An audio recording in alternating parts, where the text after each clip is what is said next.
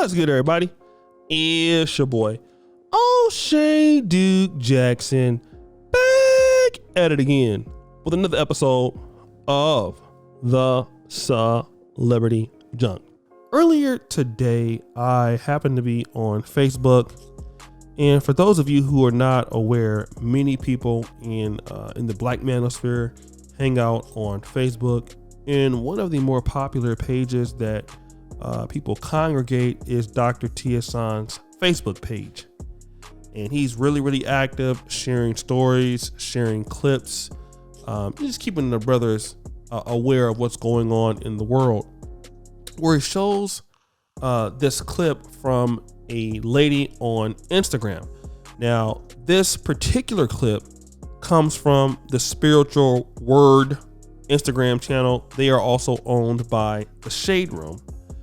And it's a lady giving her account of a group of 8th grade young ladies that she has interacted with. And I'm pretty sure that they are African-American young ladies from what I can, kind of digest from what she's saying. But not only is this clip disturbing, I want you to hear yourself on what her account is, what she learned from these young ladies. One in particular. Play that clip, Felix. Group of 8th grade girls, and I asked them to tell me what their goals were. This one particular young lady said that she wanted to have 2 kids. So I said, so are you going to have a husband? And she said, nope.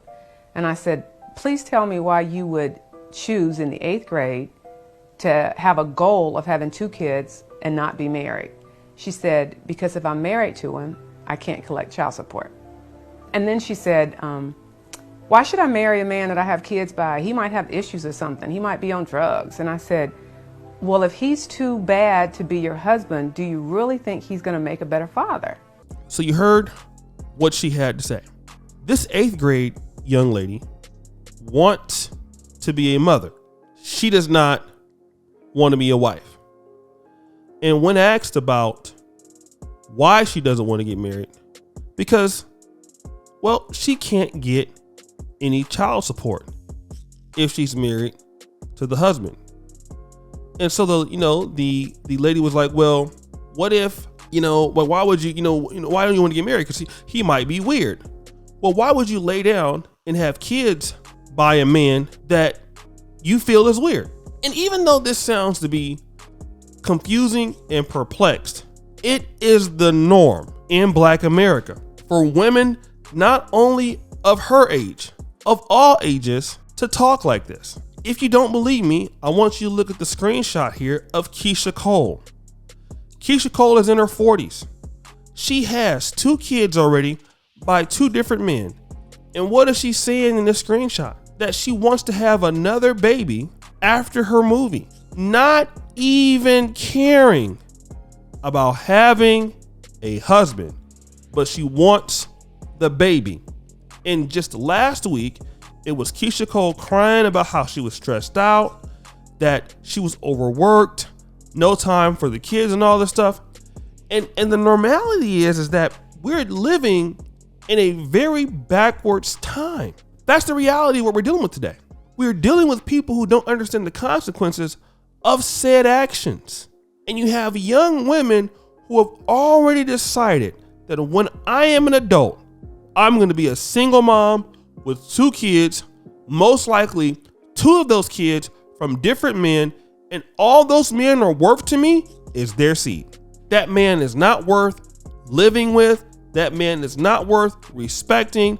That man is not worth having anything outside of the fact that he's good for sex and he can give me a baby.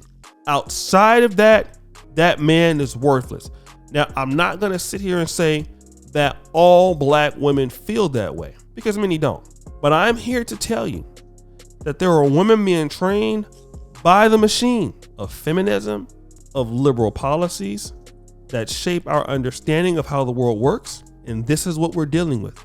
And what's going to happen is this young lady, if they go out and do this, because again, they think child support is some money because their mama taught them that. Child support ain't no money if he's a regular guy. You still got to work many jobs to take care of him if you're not specifically skilled. And then what does that lead to? It leads to more Black men, if it's a Black child or a young girl, without the father keeping this progression going, and it gets worse. And the progression of this behavior actually it equates ultimately to the regression of our people, to the regression of the family structure, and it creates more dangers in society. And we got to act like we don't see this. I mean, we act like we don't see this. Like, what other group do you know? Let's say the Chinese community. You ask any of those ladies, teenagers, what do you want to be? Nobody will say a single mom with 2 kids and I never want to be married. That is looked down upon in other communities. Nigerian American communities, European Jewish communities, white communities, amongst the well-doing ones there. It is highly frowned upon. You're looked at, if you talk like this, as a danger to your community. You're setting your people back. In our community, this is to be uplifted. This is a strong black woman. And let me just say, this is a guy that's been associated with the Black Manosphere and a guy that's been in that community for a long time. I want to tell you guys this.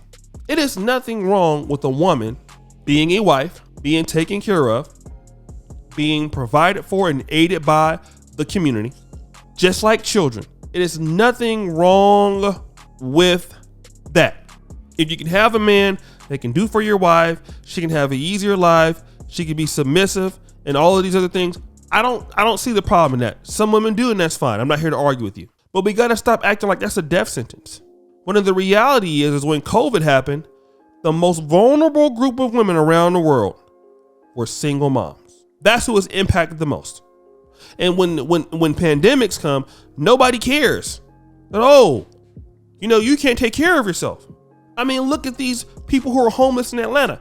You know who's usually homeless? Usually it's a lot of women that are single. And we sit back and act like this is normal. It is not normal to talk like this.